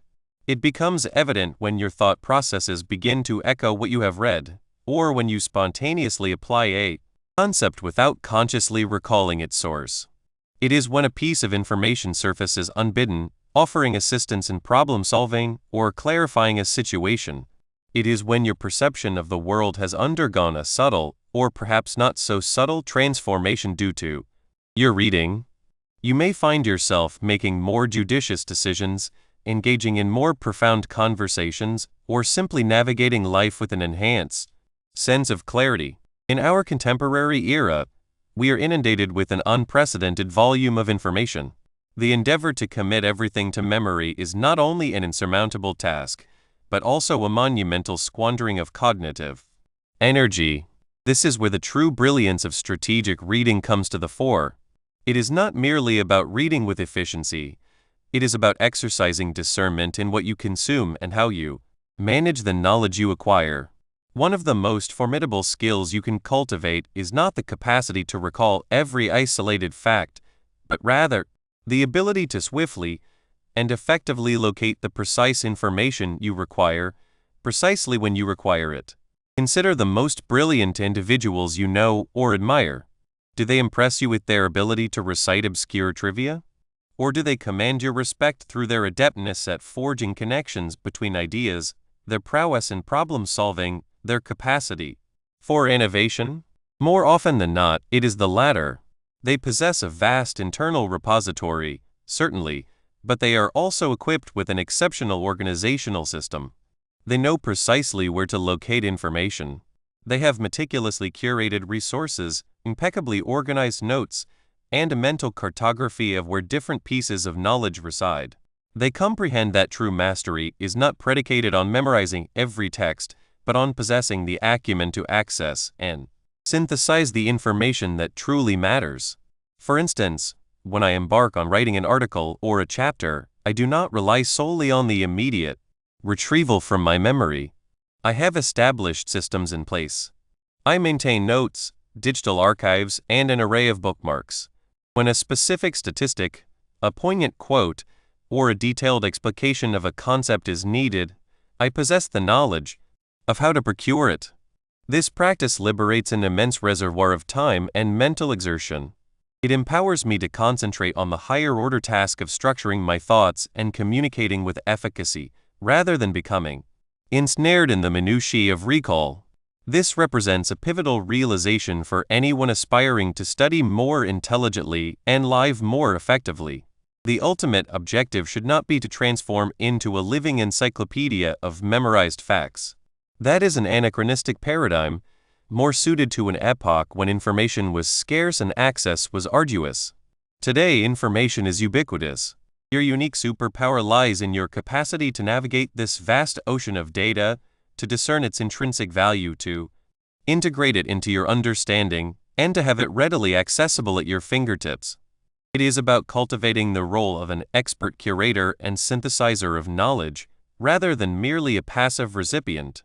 So, what are the implications of this for your personal study habits? It necessitates a fundamental shift in your focus. Instead of dedicating hours to rereading and highlighting, invest that time in self-testing. Articulate concepts aloud. Compose summaries in your own words, meticulously abstaining from consulting the source material. Endeavor to apply your learning to real-world scenarios. And critically, commence contemplation on how you will systematically organize the information you encounter. How will you preserve those brilliant insights that possess the potential to transform your perspective? How will you ensure that the knowledge you acquire is not ephemeral, vanishing the moment you close the book? While the act of using what we read is paramount for retention, the sheer immensity of available information can still evoke a sense of being overwhelmed. This leads us to the indispensable skill of not merely acquiring knowledge, but of managing it with proficiency, thereby ensuring that the insights we gain are readily accessible when they are most needed. In the subsequent section, we will explore the construction of a personal knowledge system that transforms your reading into a readily deployable asset. 4. Applying what you read. The quiet satisfaction of a finished book, its cover closed with a sense of completion, is a familiar echo. We've all savored that subtle glow of having read something. But a more probing question, one that nudges us with an insistent curiosity, might be, and then what? This is the core, is it not? We read, we absorb, we learn. It is a commendable pursuit. Yet, if that is the terminus, if the acquired knowledge remains inert, like forgotten volumes gathering dust, then what is its ultimate significance? The true alchemy, the profound metamorphosis that reading promises, is unveiled when we pose that deceptively simple, yet potent question. And then what? Consider this. You encounter a novel method for structuring your tasks. Excellent. You underline the passage. Perhaps you even make a marginal annotation. But what follows? The book returns to its shelf. The note fades into obscurity. The proposed task management system remains a theoretical construct, forever out of reach. The crucial "and then what?" remains unaddressed. You have not truly engaged with the information, you have merely digested it. It is here that strategic reading reveals its profound value. It transcends the mere tally of completed volumes or the velocity of pages turned. Its essence lies in compelling what you read to serve you. It is the art of transmuting the printed word into a catalyst for altering your cognition, your actions, or your capabilities. Let us ground ourselves in practicality.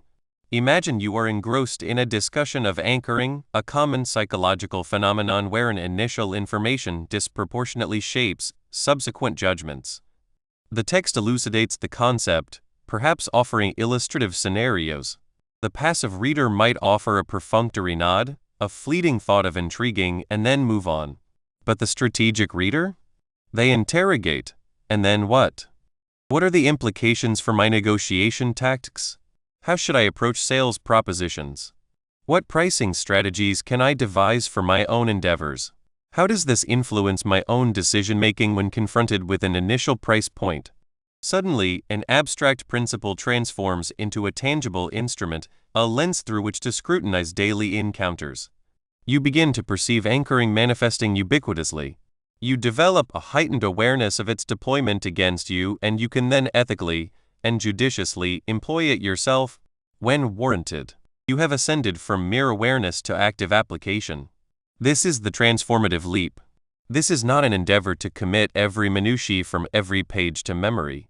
Frankly, that is an unattainable and, by extension, a rather tedious aspiration. We are human. Our neural architecture is predisposed to forgetting. Were we to retain every word ever encountered, we would be utterly overwhelmed. The principle of use it or lose it holds undeniable truth. However, the secreted wisdom lies here. You need not lose the salient fragments. You merely need to master the art of retrieving them when the occasion demands. Visualize it thus. You do not meticulously memorize every implement within your toolkit, do you? Yet, you instinctively know the location of your hammer, the whereabouts of your screwdriver, and possess a general grasp of their respective functions. When the need arises to drive a nail, you reach for the hammer. When the task involves tightening a screw, the screwdriver is your chosen instrument. Strategic reading is the construction of your cognitive toolkit. It is the discernment of the most efficacious instruments, the seminal ideas, the actionable counsel, and the cultivation of their accessible retrieval. This is precisely where the concept of a personal knowledge management system, or PKM, finds its profound utility. It is not about erecting an exhaustive compendium of all you have ever perused. Rather, it is about architecting an intelligent, streamlined framework for accessing those insights that will genuinely serve you. This can be as elemental as maintaining a dedicated journal, where, upon concluding a chapter, you distill the one or two paramount takeaways and append a concise notation regarding their potential application. Alternatively, it might manifest as a digital architecture employing applications that facilitate tagging and searching your annotations. The objective is not flawless recollection, it is efficient access. When confronted with a challenge or a decision juncture, you can swiftly summon the germane insights gleaned from your readings. And here lies a marvelous, and often unacknowledged, avenue for solidifying what you read and uncovering its latent applications. Discourse. The act of sharing ideas with others is an extraordinarily potent catalyst. When you endeavor to articulate a concept to another, you are compelled to refine your own comprehension. You must translate it into your personal lexicon. This very process can illuminate lacunae in your understanding or highlight areas where the idea lacks the clarity you presumed. But its influence extends further. As you engage in discussions about your readings, your companions, colleagues, or book club members may offer alternative viewpoints.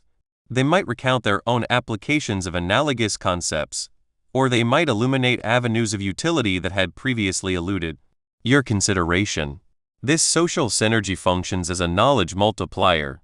It enriches your grasp and unfurls new vistas for practical deployment. It transmutes your solitary reading experience into a collaborative odyssey of learning. I recall, years ago, feeling adrift in my professional trajectory. I was immersed in a plethora of texts on leadership and personal efficacy, yet I remained a passive recipient. I would highlight passages concerning initiative and proactivity, yet nothing shifted. Subsequently, I joined a small mastermind group. We were all engaging with similar literature, and we commenced discussing our discoveries. A friend, Sarah, recounted how she had begun scheduling proactive time into her week, designated intervals for addressing tasks that, while not immediately pressing, were crucial for her long-term objectives. Hearing her articulate it, her description of the specific action she had undertaken was akin to a revelation. And then what? I posed to myself, but this time, an answer emerged. I needed to implement this. I began reserving an hour each Friday afternoon for strategic contemplation and the planning of the subsequent week. It was not a revolutionary act, but it was a direct application of my readings, catalyzed by conversation. My productivity and sense of command over my work improved demonstrably. It was no longer merely about comprehending proactivity, it was about embodying it. So, how do we navigate the transition from passive absorption to active implementation? It necessitates intentionality. It demands a paradigm shift from the identity of reader to that of learner-doer. Here are a few tangible strategies you can initiate immediately. Firstly, dedicate a few moments after concluding a chapter, an article, or even a segment of a book to contemplative reflection. Do not simply close the page. Procure a notebook, a scrap of paper, or open a digital annotation. Inquire of yourself, what is the single most salient idea I have just encountered? What is one question this prompts within me? How might I integrate this into my life, my work, or my relationships within the forthcoming week? Jot down a mere 1 to 3 actionable takeaways or inquiries.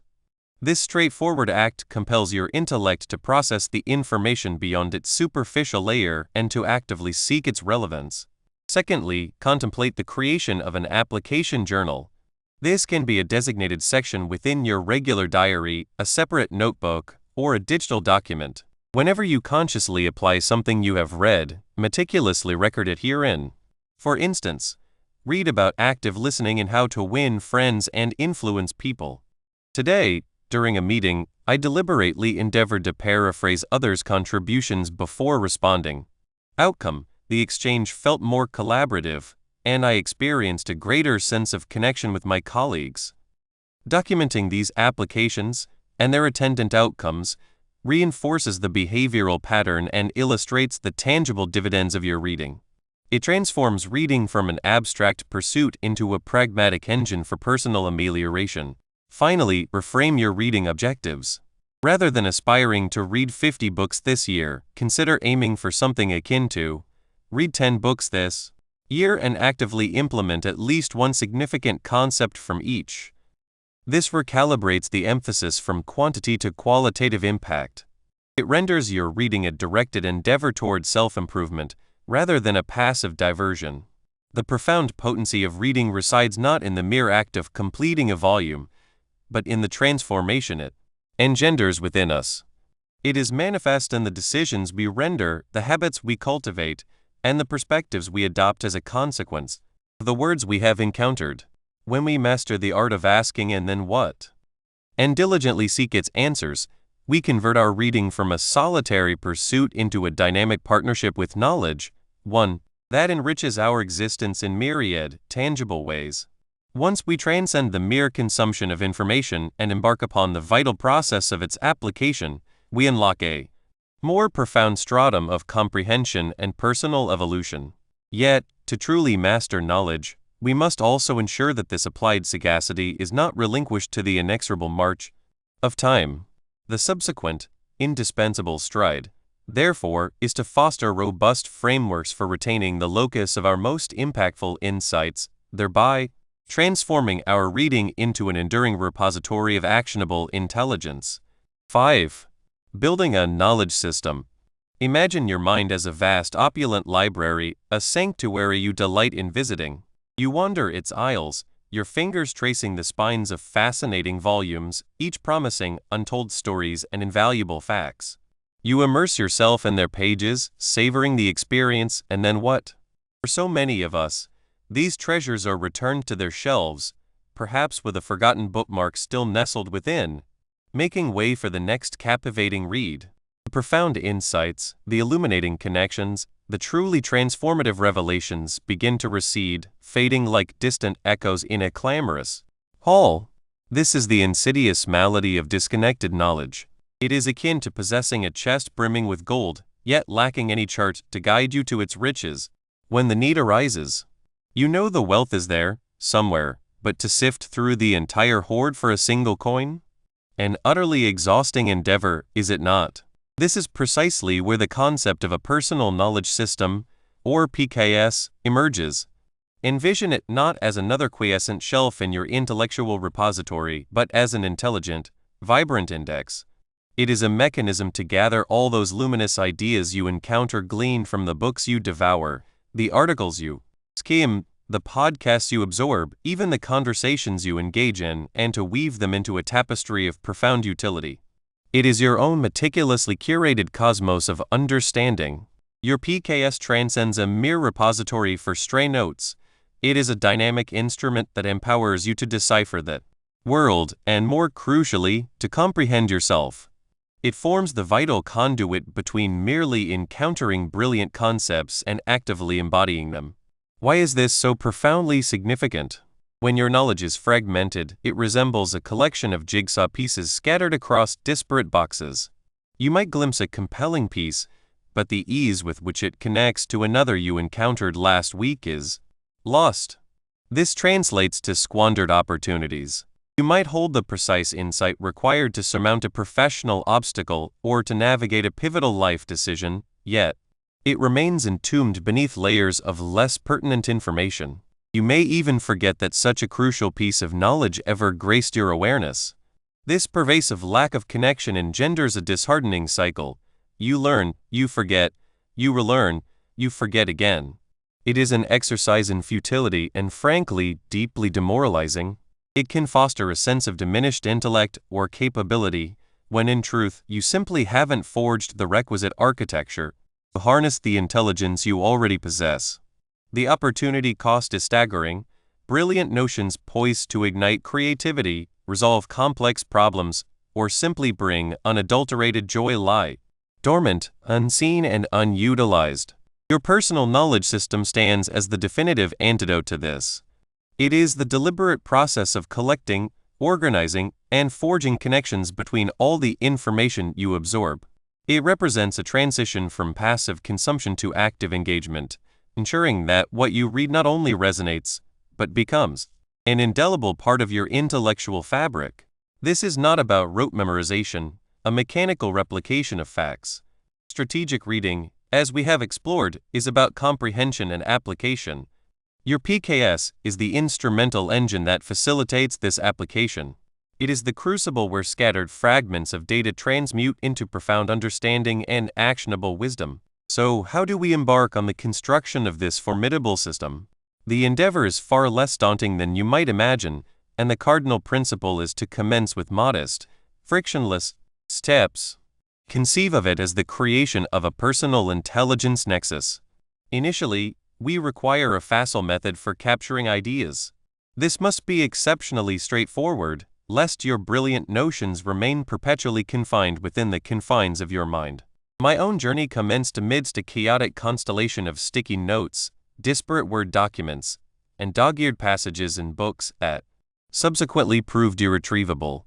It was a veritable disarray.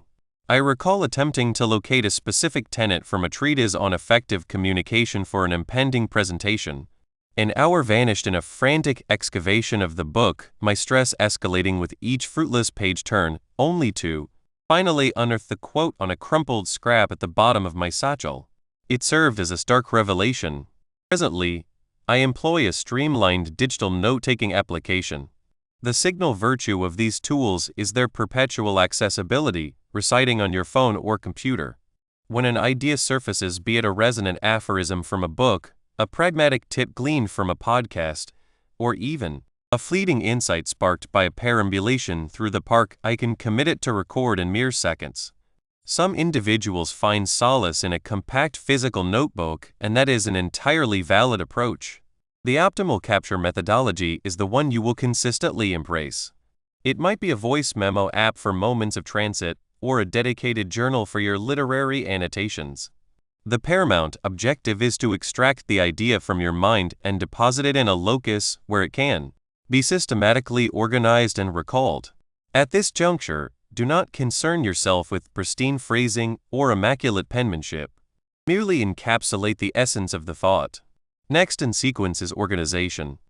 This is the phase where we imbue our captured knowledge with structure.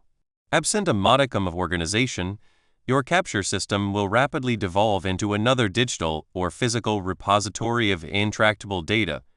Consider how you would arrange a physical library. You might segregate volumes by genre, by author, or by subject. Your PKS can operate on analogous principles, albeit with amplified flexibility.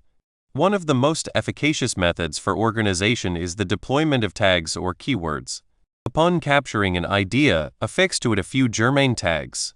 For instance, if you peruse an article detailing an innovative productivity technique, you might tag it productivity, time management, and perhaps work hacks. Should you be engrossed in a historical novel and a particular passage compels reflection on the author's stylistic approach, you could assign tags such as writing style, historical fiction, and possibly character development. The inherent advantage of digital paradigms is the capacity for a single note to bear multiple tags, thereby facilitating its appearance in diverse contexts without duplication.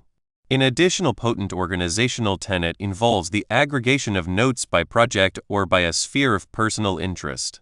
If you are engaged in a specific undertaking, designate a discrete space for all associated notes. This could manifest as a folder, a notebook within your application, or a specialized set of tags. This ensures that all pertinent information is readily accessible when you are immersed in that particular endeavor. For example, if I am researching a novel subject for an upcoming speaking engagement, I will establish a dedicated project folder to house all my notes, conceptualizations, and relevant links pertaining to that topic.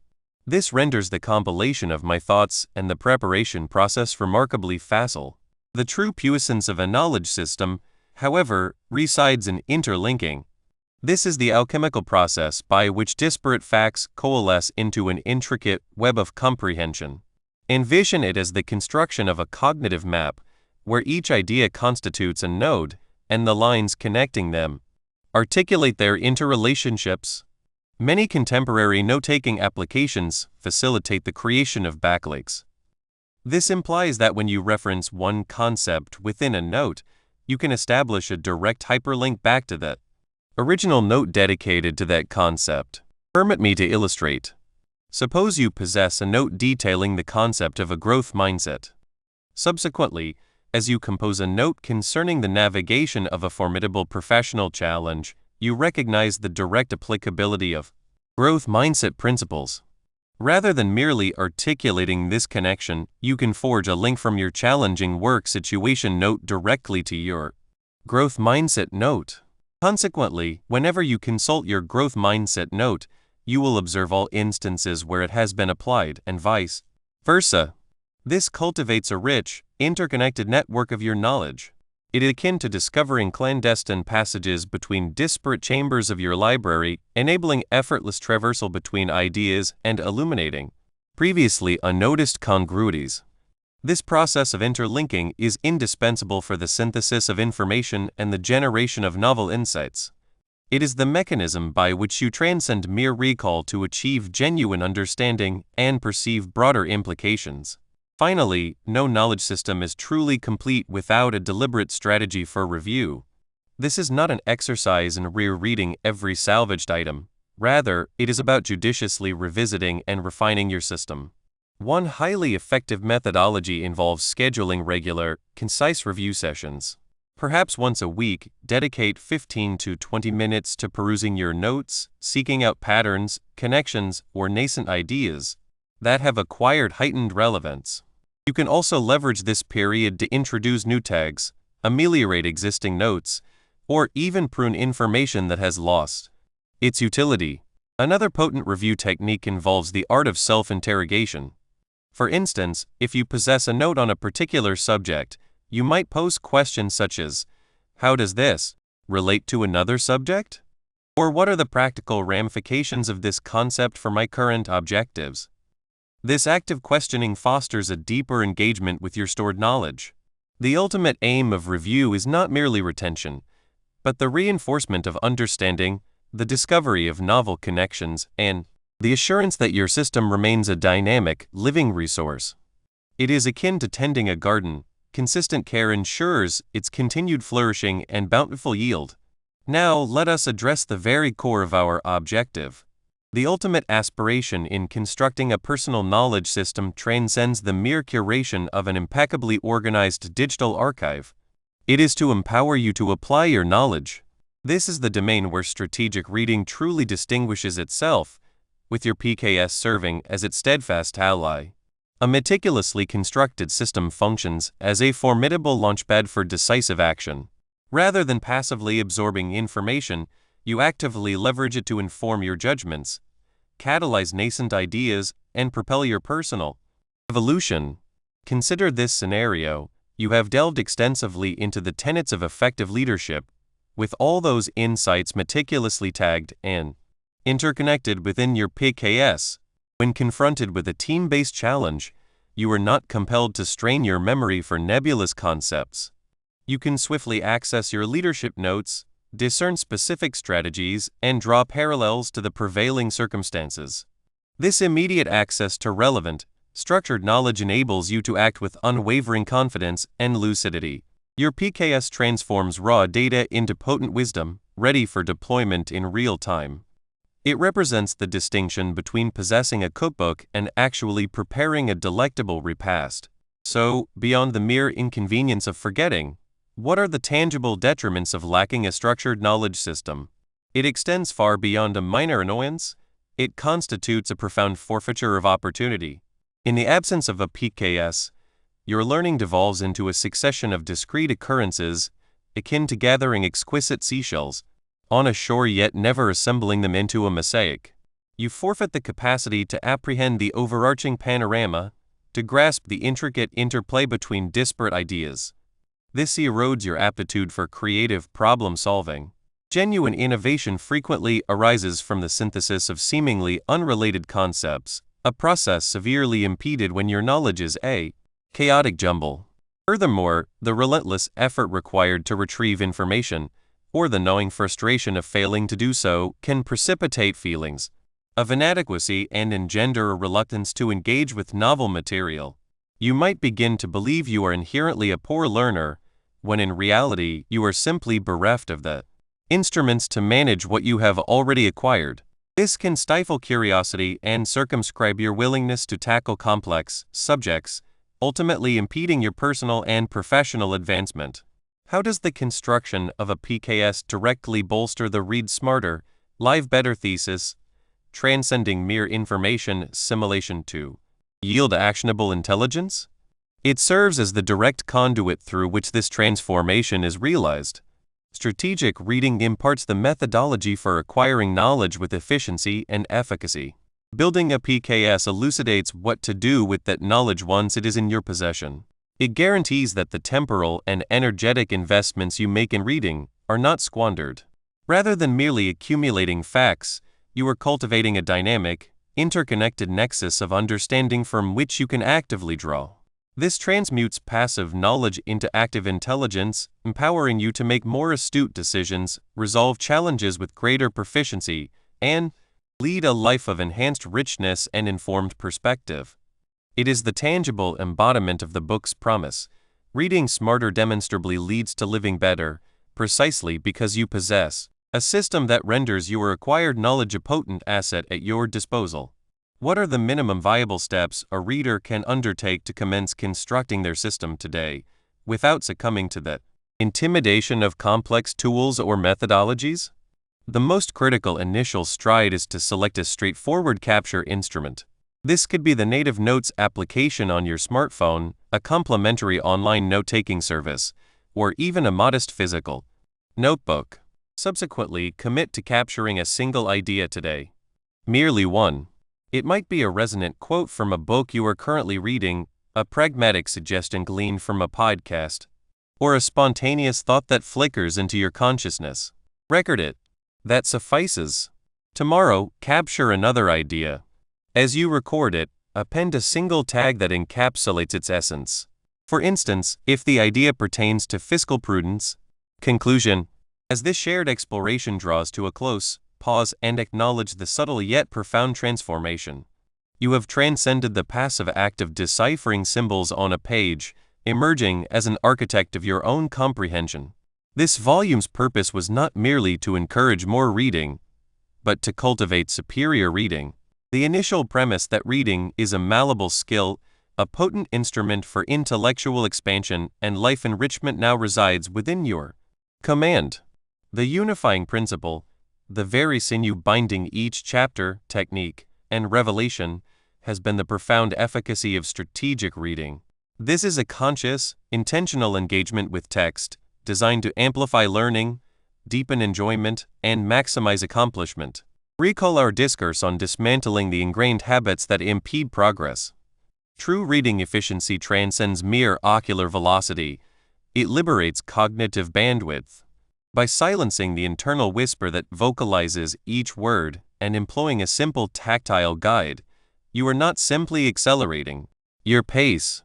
You are carving out essential space for profound contemplation.